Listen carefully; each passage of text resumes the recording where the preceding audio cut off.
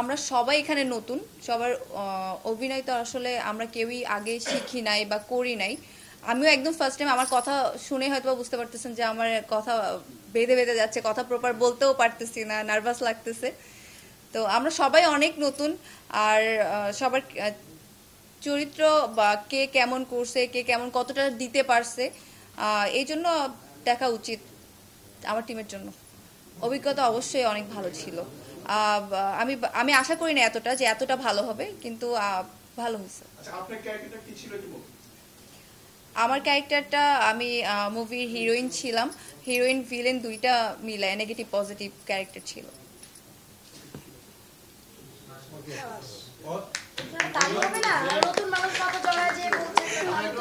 ডেডিকেশনের গল্প।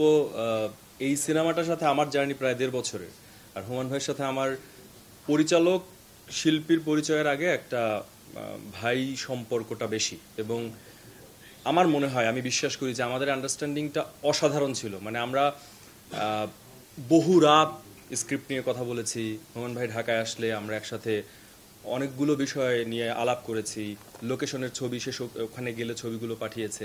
তো এই করতে করতে আমার যে আলাদা করে এটার প্রস্তুতি নেওয়া লাগবে সেরকমটা কখনোই মনে হয় নাই। কারণ আমি এটার শুটিং কোথায় হবে, কারা অভিনয় করবে, ভাষাটা কীরকম হবে, গল্পটা কীরকম, অন্য অন্য চরিত্র কীভাবে কথা বলে, সেই চরিত্রের পরিণতিগুলো কীরকম আছে। আর যেহেতু আমার একটু এক্সপিরিয়েন্স আছে, আমিও মিডিয়ারই মানুষ, সেগুলো থেকে আগ্রহও আছে, তখন এই যে পুরো প্রসেসটা আমাকে বাই ডিফল্ট ন্যাচারালি এই চরিত্রকে বিলিভ করতে সাহায্য করেছে। আর আমি একটা জায়গা থেকে করেছি যেটা আমাকে কেউ শর্ত আরোপ করে নাই বা জাজও বলে নাই তুমি এটা করতে পারবা না, ওটা করতে পারবা না। হ্যাঁ, কিছু নির্দেশনা ছিল, কিন্তু আমি সৎভাবে, যেহেতু আমি সিনেমা করার সুযোগ পেয়েছি, একটা চমৎকার গল্প করার সুযোগ পেয়েছি, তখন আমি নিজেই আমার যে অন্য অন্য যতগুলো কাজ ছিল সেই কাজগুলো থেকে পুরোপুরি নিজেকে সরিয়ে নিয়ে শুধুমাত্র এই চরিত্র আর এই সিনেমাটার মধ্যেই ইনভলভ ছিলাম।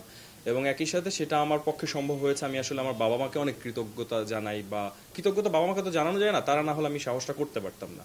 তো এর ফলে আমার সমস্ত মনোযোগ যেহেতু শুধু আমার চরিত্র না, আমি জানি এখানে যেমন দোয়েল আপু একটা চরিত্র করেছে জমেলা, শোয়েব মনির আমাদের, আমি তাকে গুরু বলি, উনি একটা চরিত্র করেছেন মোড়ল, আমি ওর চরিত্রটা জানি, আমি আফরার চরিত্রটা জানি। এই যাবতীয় বিষয়গুলো জানার ফলে আমি অটোমেটিক্যালি, আপনি সারাক্ষণ যখন একটা জিনিস নিয়ে ভাববেন এবং ফাইনালি গিয়ে যে আমার যে গেট আপটা দাঁড়ালো, যে লুকটা দাঁড়ালো, ওই লুকটা আসার পর আমার মনে হয়েছে আমি মিশুকি। এবং আমার মনে হয় শুটিং শেষ করার পর হুমায়ুন ভাই আমাকে একদিন একটু খালি বকা দিয়েছিলেন যে আমি কেন ওটা কেটে ফেলছি। কারণ শুটিংটা করে আসার পর আমি আয়নায় নিজেকে খুঁজে পাচ্ছিলাম না, আমার মনে হচ্ছিল এটা মিশু, আর নিতে পারছিলাম না। তো আমার এই জার্নিতে এই পুরো প্রসেসটা, এই যে এতখানি সময় দেয়া, এবং আমি একটু নিজেকে নিজে ক্রেডিট না, একটা ভালো লাগা দেই যে আমি ওই সাহসটা করতে পেরেছি, যে পুরো 1.5 বছর আমি আর কিচ্ছু করিনি। আমি জানি না এই সিনেমা কতজন মানুষ কিভাবে পছন্দ করবে, কি হবে না হবে। আমি একজন অভিনয় শিল্পী হিসেবে পারি।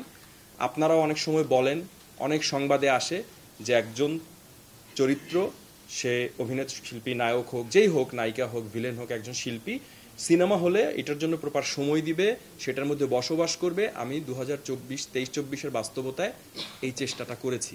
আমি আমার জায়গায় সৎভাবে সম্পূর্ণ চেষ্টা করেছি, এইটাই আমি করতে পারি, এর বাইরে আমি আসলে কিছু করতে পারি না। আমি সোশ্যাল মিডিয়াতে আমার কোনো পার্সোনাল বিষয় আনিনি, আমি এই ছবির কোনো ধরনের লাইভ ফুটেজ, ছবি কোনো কিছুই করিনি।